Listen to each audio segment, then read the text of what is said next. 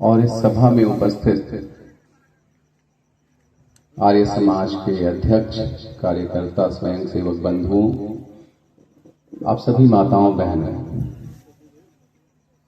देखिए मेरा नाम है माधव कृष्ण और मैं अपने को आचार्य नहीं मानता। मैं बाई क्वालिफिकेशन NIT और IIM का इंजीनियर और मैनेजर हूं। मैं 2014 तक सिटी बैंक सिंगापुर में था।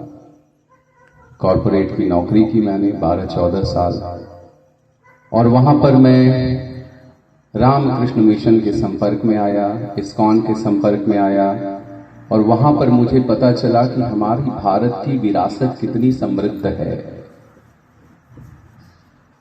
और वही समय था जब मैंने अपने इस अध्ययन को, स्वाध्याय को आगे बढ़ाने के लिए नौकरी से ब्रेक लिया, गाजीपुर आया, और गाजीपुर में यहां बगल में हमारे बड़े भाई श्री आदित्य प्रकाश जी बैठे हैं।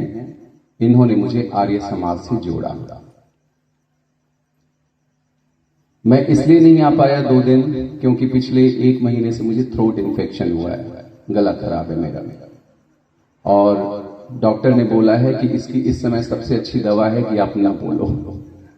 तो मैंने कहा कि ये तो सही बात है, तो 2 दिन नहीं बोला। तीसरे दिन मैं क्षमा चाहता हूं हमारे मुख्य वक्ता महोदय से कि आपका समय थोड़ा सा कट गया मेरी वजह से। लेकिन हम लोग जहां बैठे हैं वहां धर्म की चर्चा करने बैठे हैं, और जब हम धर्म की चर्चा करते हैं तो हमें लगता है कि धर्म कुछ है, जीवन कुछ है, संसार कुछ है, राजनीति कुछ है।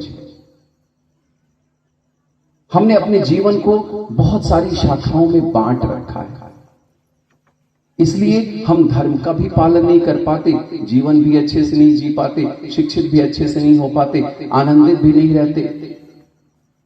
और प्रायः धर्म के नाम पर हमने एक गंभीरता, एक दिखावा और रखा है। हम ठहाके नहीं लगाते खुल के, हंस के। एक दिन किसी सभा में किसी ने कुछ बात की, मैं जोर से ठहाका लगाया तो उसने कहा, भैया तनी धीरे से हंसा, लोग समझ गए तू गढ़ू आदमी ना हुआ।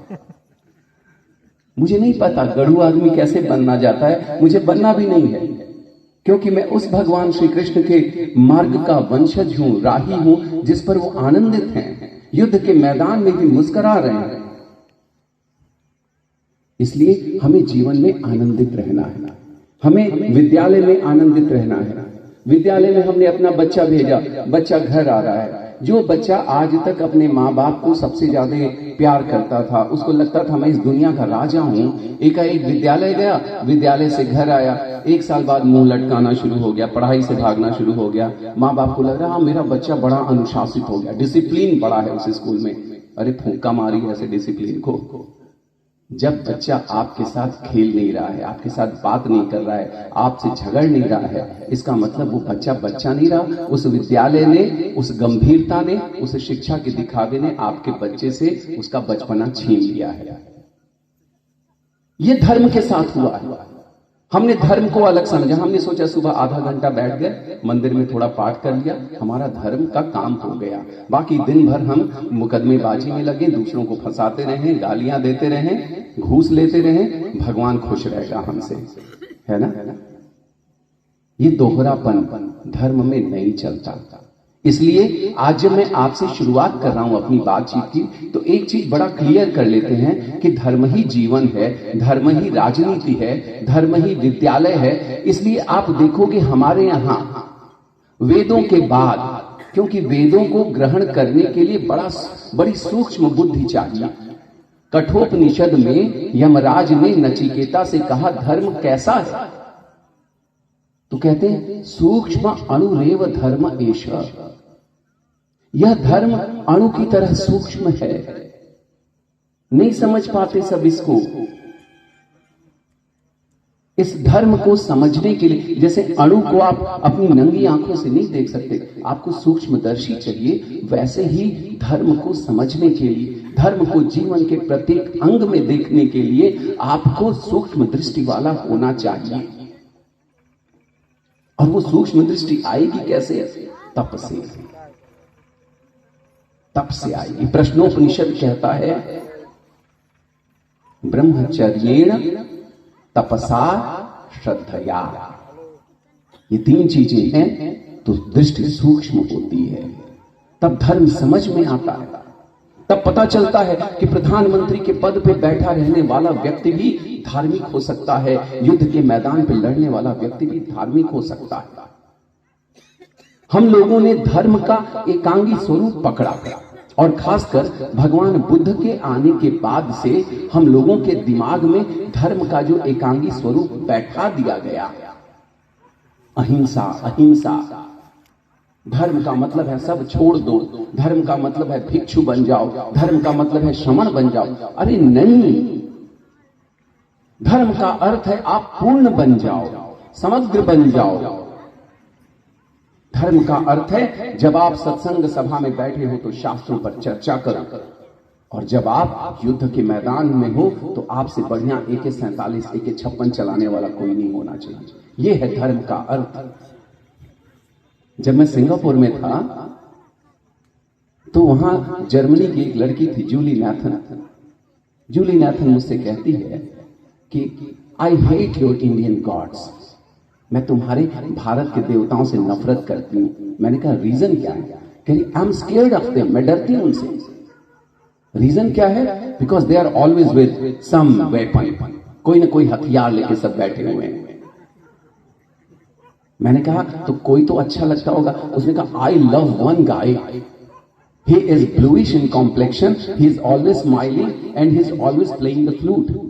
नीले रंग का एक तुम्हारा देवता है, वो मुझे बड़ा पसंद है क्योंकि वो मुस्कुराता है, कोई हथियार नहीं रखता और बांसुरी बजाता रहता है। मैंने कहा वही तो सबसे बड़ा हथियार है उसका, वही तो हथियार है उसका। बांसुरी बजाते बजाते पूरे भारत को साफ कर दिया उसने, बचा ही नहीं, है ना। तो जब हम धर्म की बात करेंगे तो पहले इतना तो जरूर समझ लीजिए कि आपके जीवन का कोई अंग ऐसा नहीं है जहां धर्म नहीं है। ठीक, तो वेदों को समझने के लिए बड़ी सूक्ष्म दृष्टि चाहिए थी, जो सूक्ष्म दृष्टि ब्रह्मचर्य, श्रद्धा, तपस्या के समाप्त होने के कारण आम जन की पहुंच से बाहर हो गया। तो उन वेदों को समझाने के लिए प्रतीकात्मक रूप से पुराणों की रचना हुई, कहानियों की रचना हुई, ताकि थोड़ी स्थूल दृष्टि वाले, थोड़ी मोटी दृष्टि वाले धर्म के तत्व को उन कहानियों के माध्यम से समझ सके। ठीक है, इतनी सी बात है। अब हमें करना क्या है? हमें अपने जीवन में, इसलिए जब पुराणों के देवी देवताओं को आप देखते हो ना, वो आपके जीवन के हर अंग में घुसा दिए गए। कैसे? सफाई करबा तो लक्ष्मी माई आई। हाँ, क्यों? कौन लक्ष्मी माई आती है सफाई करने से? अरे भाई सफाई करोगे, अच्छे से रहोगे, बीमार नहीं पड़ोगे, नौकरी करोगे, मेडिकल में पैसा खर्च नहीं जाएगा तुम्हारा, पैसा आएगा ना घर में, मजबूत रहोगे। तो कह दिया गया सफाई करवा तो लक्ष्मी माई आई है। लक्ष्मी माई कौन? धन की देवी। हर चीज, पढ़ाई करवा तो सरस्वती माई खुश हो जाए। से कौन सी पढ़ाई से सरस्वती माँ खुश हो रही है? बहुत से लोग तो हमारी ये भी सोचते हैं कि वसंत पंचमी पे डीजे लगा के नाचेंगे तो सरस्वती माई खुश होंगी। हमको तो बचपन में हमारे दोस्त कहते थे, भाई मोर पंखिया की तबिया में डाल दिया, तकिया लगा के सूत जो रतिया में ना कुल गणित का सवाल अंदर घुस गई। एक दिन मैं भी लगा के सो गया। सुबह उठा, मैंने पूछा, आचार्य जी ने पूछा मेरे से कि चलो ये वाला सवाल करो। मैं सोचने लगा, मैंने कहा मोर पंखी तो लगौले रवि, कुछ आउट लगा तो भुला गई। कुछ नहीं हुआ, बस 5-6 डंडा पड़ा मुझे। तब से मुझे समझ में आ गया कि ये जो भी बनाया गया है प्रतीकात्मक रूप से, देवी देवता, ये सब कुछ हमारे अंदर बैठा हुआ है। हम लोगों को अपने आप के साथ प्रयोग करना है। हमने ज्ञान तो लिया, लेकिन उस ज्ञान के साथ प्रयोग करना भूल गए। इसलिए जो विज्ञान का प्रभाव होना चाहिए था इस भारतीय समाज पर, वह प्रभाव नहीं पड़ा और हम लोग धर्म के नाम पर नाकारे हो गए, निठल्ले हो गए, नपुंसक हो गए। इसलिए जब इस देश में 1000 सालों तक गुलामी का अंधकार रहा है कि नहीं? हम गुलाम रहे हैं। मोहम्मद बिन कासिम से लेकर मुगल, गुलाम, अंग्रेज, पोर्टुगीज, फ्रेंच, जिसका मन किया वो भारत में आया, हमको गुलाम बना के अपनी पद्धति, अपना धर्म, अपनी किताबें हमारे पर लादा। और इतना ही नहीं किया, हमारे अपने जो धर्म थे, हमारी अपनी जो किताबें थीं, मंदिर थे, हमारे तीर्थ स्थल थे, उनको नष्ट करने का पूरा प्रयास किया गया। इस देश में, जिस देश में धर्म की बातें होती, जिस देश में दुनिया के सबसे प्राचीन 6 दर्शन बैठे हुए हैं, न्याय, वैशेषिक, मीमांसा, और हम इन दर्शनों को, हम यज्ञ की बात करते हैं। और यज्ञ क्या है? यज्ञों हवई विष्णु, विष्णु है वो यज्ञ। और विष्णु कौन है? पालन करता। विष्णु का शाब्दिक अर्थ क्या है? जो अणु अणु में बैठा हुआ है, महान शक्तिशाली होगा। जो हर जगह है वो तो महान शक्तिशाली होगा। फिर इस यज्ञ करने वाले देश में ये स्थिति कैसे आ गई कि हम जाति पात, ऊंच नीच, छुआछूत, गुलामी, अशिक्षा, औरतों को दोयम दर्जा देना, बच्चियों को पैदा होते ही मार देना, इन सारी कुप्रथाओं के, दहेज प्रथा आज भी है हमारे देश में, शिकार हो गए। हम जाते हैं लड़की देखने, दहेज चाहिए। लड़की सुंदर रहे के चाहिए, पढ़ल लिखल रहे के चाहिए, गोर रहे के चाहिए, लंबा रहे के चाहिए, नचहू आवे के चाहिए, गवहू आवे के चाहिए, एक बाद पैसा भी आवे के चाहिए घरे। शर्म नहीं आती हम लोगों को? हम भगवान की पूजा करते हैं, हम वेद पढ़ते हैं, हम यज्ञ करने वाले लोग। तो यहां जितने भी लोग बैठे हैं, मैं सबसे यही कहूंगा, दहेज मत लेना। और अगर दहेज ले चुके हो, भले 20 साल 25 साल पहले लिए हो, तो कम से कम मूलधन लौटा दो, ब्याज बाद में लौटाते रहना। इतनी तो हिम्मत करो, इतनी हिम्मत करो। फिर कहना कि भाई हम तो सत्संग में गए थे तो हमको कुछ फायदा हुआ। गए ललिया नल्ले किया कि थोड़ा इज्जत से बाहर निकल वाला। अरे माफ कर दीजिए, आप लोग लड़की देखने जा रहे हैं, ये क्या करने आ रहे हैं आप लोग? ये समाज, इसने धर्म को समझा ही नहीं। और धर्म को अगर इस समाज ने समझा होता तो इस समाज की ये दुर्दशा नहीं हुई रहती। आप समझ रहे हो मेरी बात? धर्म हमारे जीवन का अंग नहीं बना, धर्म हमारे आचरण का अंग नहीं बना।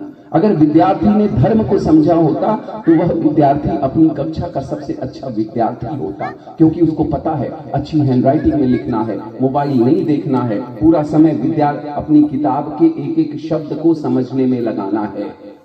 अगर माताओं ने धर्म समझा होता तो हमारे घर में कोई भूखा न रहे, हमारा घर साफ रहे, हमारे बच्चे समय से विद्यालय जाएं, घर में बड़ों की इज्जत हो। अगर हमारे पुरुषों ने धर्म समझा होता तो कोई पुरुष बैठा नहीं होता। सबको कर्म करना है, सब अपनी जो नौकरियां कर रहे हैं, हम बहुत अच्छे से नौकरी करें। हमें कहा गया ये ईश्वर की सेवा है। कौन सा ऐसा कर्म है जहां पर सेवा, यज्ञ नहीं है? भगवान कृष्ण के सामने अर्जुन ने प्रश्न रखा। अर्जुन ने कहा, भाई वर्ण संकर लोग पैदा होते हैं। भगवान ने कहा कि वर्ण तो जन्म से है ही नहीं। चातुर्वर्ण्यम मया सृष्ट गुण कर्म विभागशः तस्य कर्तारमपि माम विद्धि अकर्तारम अव्ययम। 4 वर्ण हैं, ब्राह्मण, क्षत्रिय, वैश्य, शूद्र। जन्म से नहीं है, सब गुण से है, कर्म से। ठीक।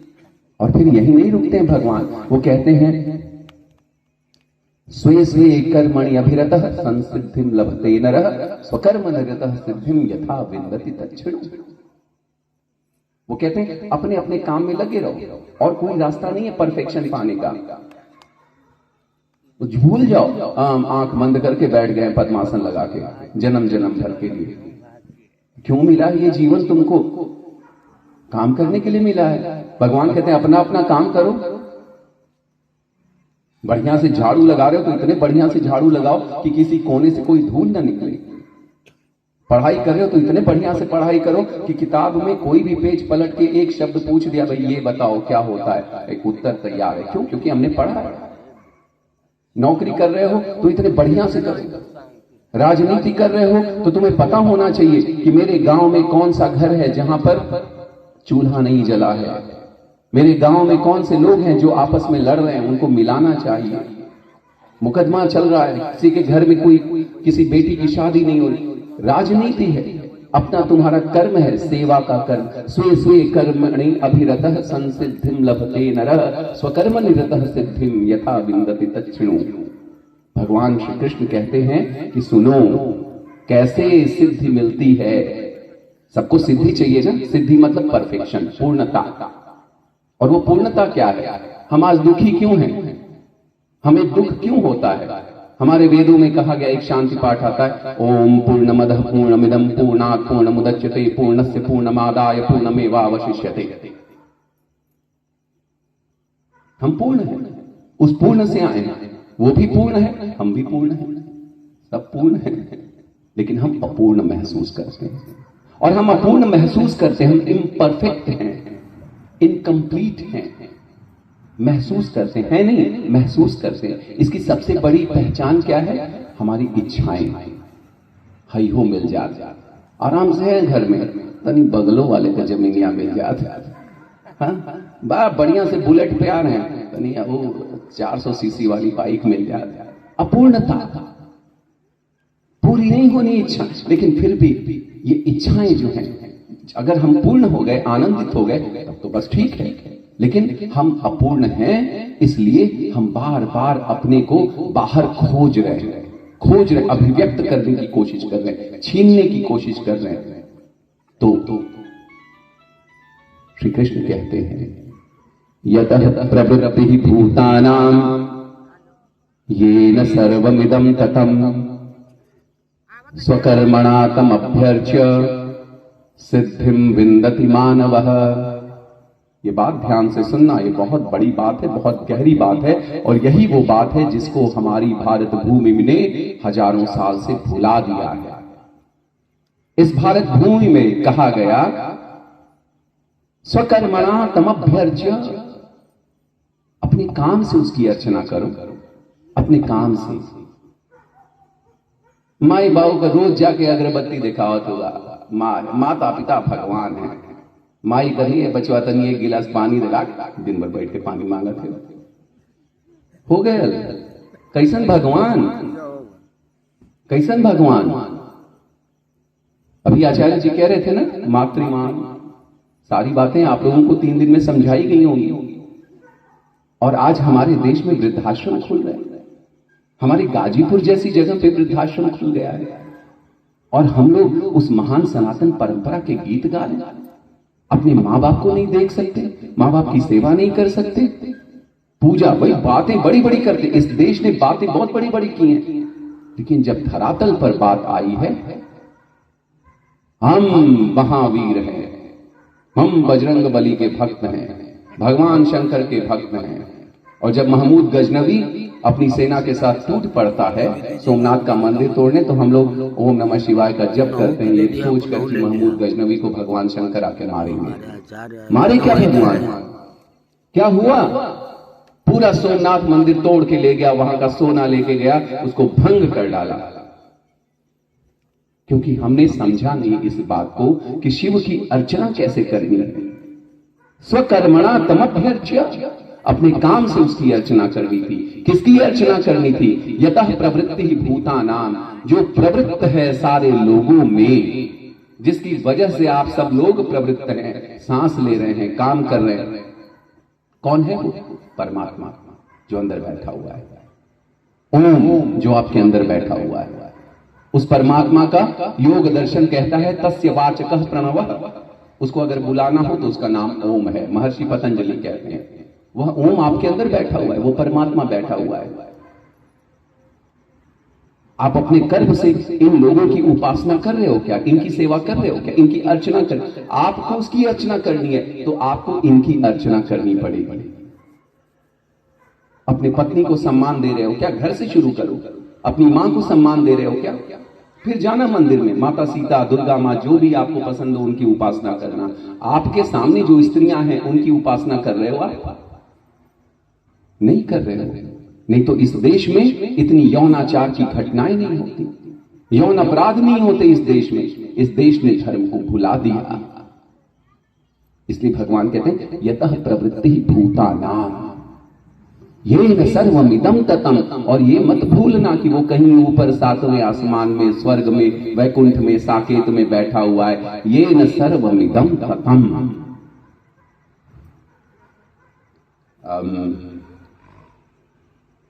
मैं 5 मिनट और बोलना चाहूंगा क्योंकि आप लोगों का ज्यादा समय नहीं लेना चाहूंगा, लेकिन मैं इस 5 मिनट में सिर्फ यही बात कहना चाहूंगा, इस धर्म को ये मत सोचना कि मेरे 24 घंटे में आधा घंटा या 1 घंटा धर्म का है, बाकी 23 घंटा कुछ और है।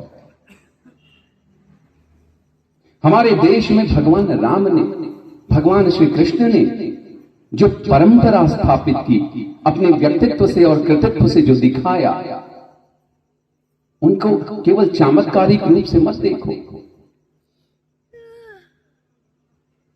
आप ये देखो कि आज से 200 साल पहले जब महर्षि दयानंद सरस्वती का अवतरण हुआ इस धरती पर, स्थिति क्या थी? हम गुलाम थे। हम इतनी बार पिट चुके थे कि हमारा अपने वेदों में से विश्वास उठ गया था। हम लोगों को यह समझाया जा गया था, हमारे धर्मशास्त्र हमको मैक्स मूलर समझा रहा है, हमारे धर्मशास्त्र हमको आकर अंग्रेज समझा रहे। ये गलत है, तुम सपेरों के देश के हो। हम माने हैं हमारी सभ्यता अंधकार की सभ्यता है, हम मान चुके थे। गुलामी को हमने अपना जीवन बना लिया था। लेकिन एक दंडी सन्यासी आता है, एक अंधे सन्यासी से धर्म सीखता है और जाकर पूरे संसार में लोगों के अंदर बम भर देता है, फूट पड़ता है उसका विचार लोगों के बीच में। उसने कहा वेदों की तरफ लौटो। ये गुलामी, ये दासता तुम्हारा मूल स्वभाव नहीं है। शिक्षा पर बोला, राजनीति पर बोला, सोए हुए राजाओं को जगाया, और इसी वजह से उस बेचारे को विष मिला। बेचारा मुझे नहीं कहना चाहिए, लेकिन मैं एक सामान्य मानवीय भाषा का प्रयोग करते हुए कहता हूं, इसी वजह से महर्षि दयानंद सरस्वती को विष मिला और वो विष भी उन्होंने सहर्ष स्वीकार किया। लेकिन उस जहर के बाद इस देश में एकाएक एक जागरण आया, बहुत तगड़ा जागरण आया। वो जो हमारा पश्चिम भारत था, उधर का जो पूरा एरिया था, जो जो लगभग धर्मांतरित हो सकता था, खत्म हो सकता था, जो कट्टर धर्मांध तलवारों की आग अफगानिस्तान से बढ़ती हुई इस तरफ आ रही थी, उसको रोक डाला। और वो रोकने की सामर्थ्य अगर किसी में थी तो महर्षि दयानंद सरस्वती के विचारों में थी। और वो महर्षि दयानंद सरस्वती में वो सामर्थ्य अगर आई थी तो हमारे वेदों से, हमारी वैदिक संस्कृति से आई थी। हमारे वेदों के अर्थ बदले जा रहे थे। वेदों के नाम पर कहानियां, ब्राह्मण ग्रंथों में जो कहानियां हैं उनको वेद बनाकर प्रस्तुत किया जा रहा था। महर्षि दयानंद सरस्वती ने कहा नहीं, वेद अपौरुषेय हैं, इसलिए वो सूत्र रूप में हैं, उनमें कहानियों का कोई स्थान नहीं है।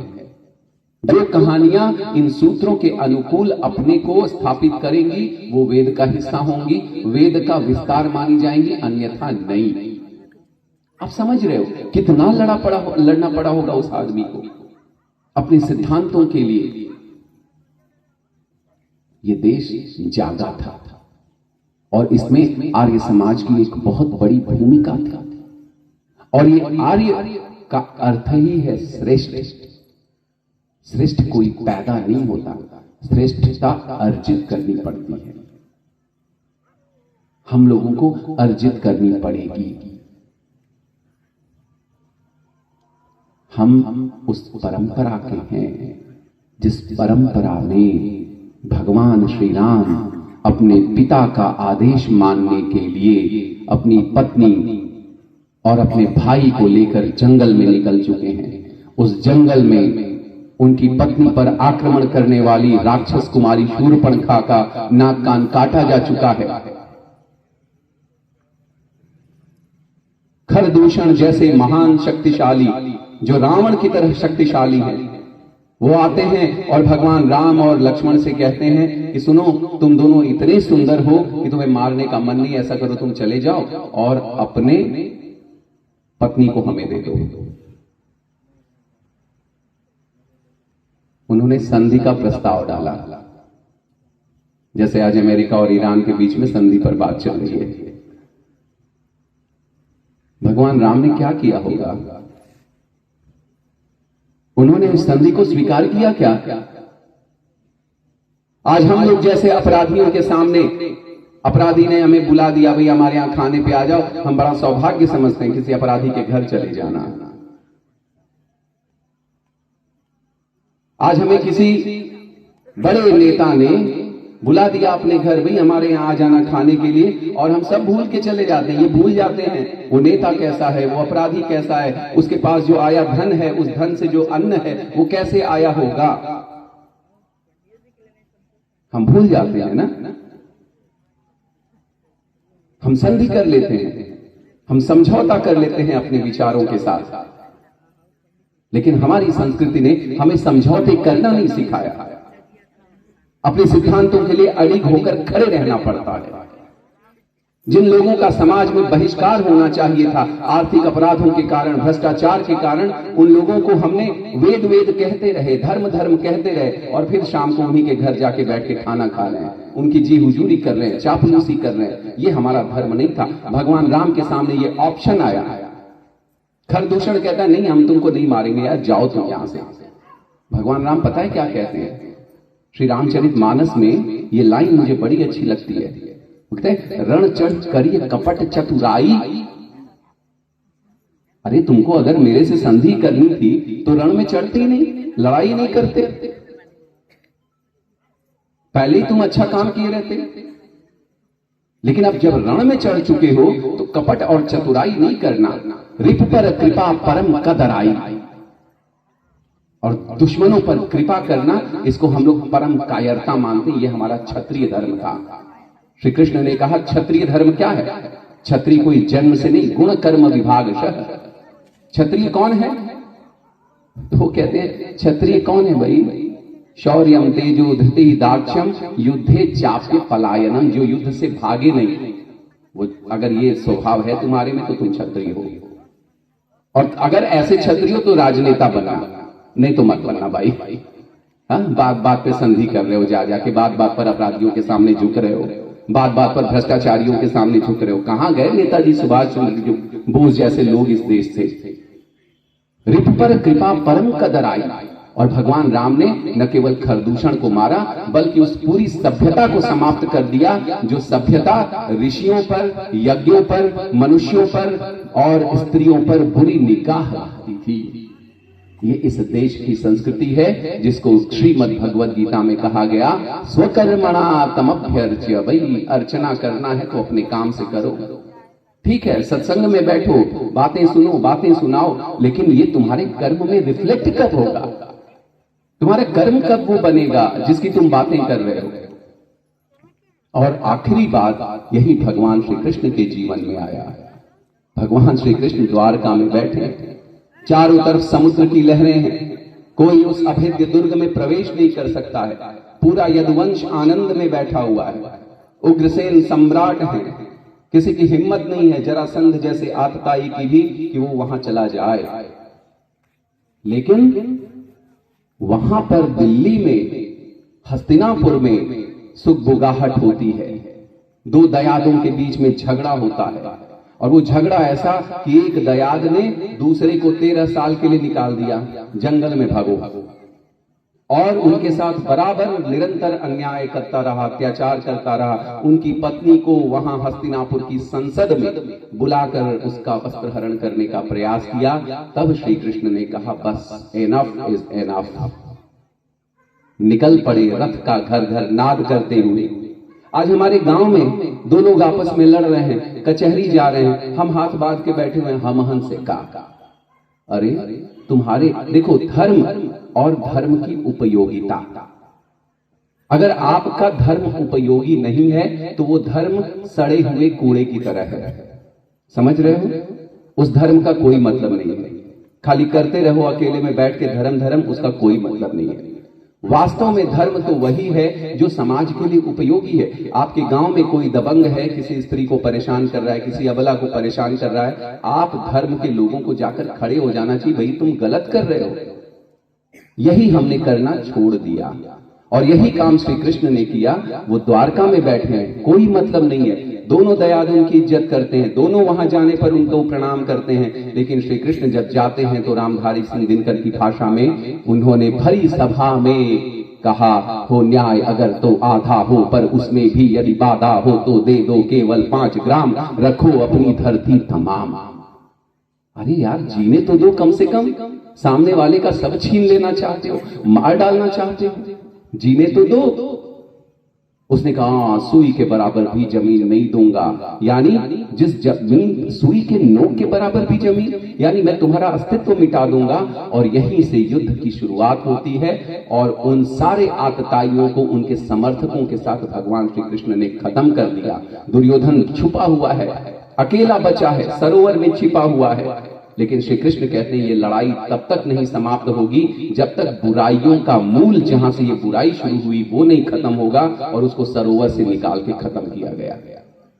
और हम धर्म की बातें करने वाले, अपनी विरासत पर गर्व करने वाले लोग, अपने वेदों पर, दर्शन पर गर्व करने वाले लोग हजारों साल तक इस देश में गुलाम रहे। हमें वेद के बारे में अनर्गल चीजें पढ़ाई गई और स्वतंत्रता के बाद हमारे धर्म के विरुद्ध लगातार दुष्प्रचार होते रहे। एक विशेष विचारधारा के लोगों ने लगातार किताबें लिखी। दुर्गा माता को महिषासुर की रखैल बताया गया, आर्यों की रखैल बताया गया, आर्यों और द्रविड़ का झगड़ा पैदा किया गया। जिसने भी वेद अच्छे से पढ़ा होगा उसको पता है कि इस देश में देव और असुर करके 2 जातियां कभी नहीं थी। हमारी किताबों में आया है, शास्त्रों में, 2 भूत सर्गौ लोके अस्मिन् दैव आसुर एव च। एक ही मनुष्य में 2 प्रवृत्तियां होती हैं, एक दैवी प्रवृत्ति और एक आसुरी प्रवृत्ति। और जिसके अंदर आसुरी प्रवृत्ति है वो असुर हो गया, जिसके अंदर दैवी प्रवृत्ति है वो दैव हो गया। दोनों के बीच संघर्ष चल रहा है। और ये जो सत्संग है, ये जो यज्ञ है, आयोजक मंडल इसका बहुत ही धन्यवाद का पात्र है कि कम से कम दैवी प्रवृत्तियों को एक साथ एक स्थान पर लाकर अपने मन में जमी मैल को खत्म करने का एक प्लेटफॉर्म दे रहा है। ठीक है, तो मैं आप लोगों का बहुत समय नहीं लूंगा। मैंने 5 मिनट बोला था, 10 मिनट हो गया। बस आप लोगों से यही अनुरोध है कि आप लोग जहां भी हैं, जहां पर भी हैं, वहां पर अधर्म, असत्य और अन्याय, इन तीनों के विरोध में रहिएगा। इन शक्तियों के साथ संधि मत कीजिएगा। और मैं आर्य समाज के जो आयोजक मंडल हैं यहां पर, उनसे भी अनुरोध करूंगा कि यहां हफ्ते में एक दिन कोई एक ऐसा स्थान हो, चाहे भगवान परशुराम का मंदिर हो, चाहे कोई भी किसी का घर हो, वहां पर आसपास के सारे लोगों को हर पुर के इकट्ठा करिए। आजकल लोग मिल कहां रहे हैं? आजकल तो लोग मोबाइल में लगे हुए हैं। मैं 20 साल पहले सिंगापुर में था और सिंगापुर में मैं देखता था, किसी रेस्टोरेंट में गया हूं तो वहां पर मम्मी अपनी मोबाइल में, पापा अपने मोबाइल में, बच्चे अपने मोबाइल में। खाना आया, खा के घर गए। मैंने कहा फिर एक साथ बैठ के खाने की जरूरत क्या है? और सोसाइटी में तो मिलना था ही नहीं। और अब देख रहा हूं कि वहां जो 20 साल पहले हुआ था वो भारत में घटित हो रहा है। हम लोग एक दूसरे से मिलते जुलते नहीं है। हम लोग एक दूसरे को अपनी बिरादरियों में, धर्मों में बांट कर, काट कर ऐसे देखते हैं। हो से दोस्ती काहे कैले हुए हो तो भूमिहार, हो से काहे कैले हो तो बनिया, हो से काहे ठाकुर। अरे भाई, कब सुधरोगे? हमारे ऋषियों ने कहा, आत्मवत् सर्वभूतेषु यः पश्यति स पश्यति, आत्मवत् सर्वभूतेषु विद्या विनय संपन्ने ब्राह्मणे गविहस्ते शुनि चैव स्वपाके च पंडिताः समदर्शिनः। महर्षि दयानंद आप लोगों के लिए एक बहुत बड़ा आदर्श छोड़ के गए हैं, बहुत बड़ा आदर्श। और वो आदर्श केवल हमारे घर में पूजा कक्ष तक सीमित नहीं है। वह पूजा कक्ष के व्यक्तिगत व्यक्तित्व निर्माण से लेकर कुटुंब प्रबोधन, समाज निर्माण, राष्ट्र निर्माण और मनुष्यता की स्थापना तक लेकर जाता है। और उसके लिए सबको प्रयास करना पड़ेगा। अपने घर में सुख से रहिए, अपने पड़ोसियों को सुखी करने का प्रयास करिए और अपने समाज में महर्षि दयानंद के सिद्धांतों की स्थापना के लिए, मनुष्यता की स्थापना के लिए आप जो कर सकते हैं करिए, वही यज्ञ है। यज्ञों हवै विष्णु। बस इतनी सी बात है। बहुत बहुत धन्यवाद। और मैंने आपसे कहा कि मैं आचार्य नहीं हूं, मैं इंजीनियर हूं, मैं मैनेजर हूं, और मुझे आपने चाचा जी ने अवसर दिया। मैंने अपनी भारतीय संस्कृति को, अपने वैदिक संस्कृति को जिस अपनी व्यक्तिगत विश्लेषण वाली दृष्टि से देखा, वो आपके सामने रखा। इसमें आपको जो भी बुरा लगा उसको मेरा समझिएगा, और जो भी अच्छा लगा वो महर्षि दयानंद का समझिएगा। धन्यवाद, बहुत बहुत धन्यवाद।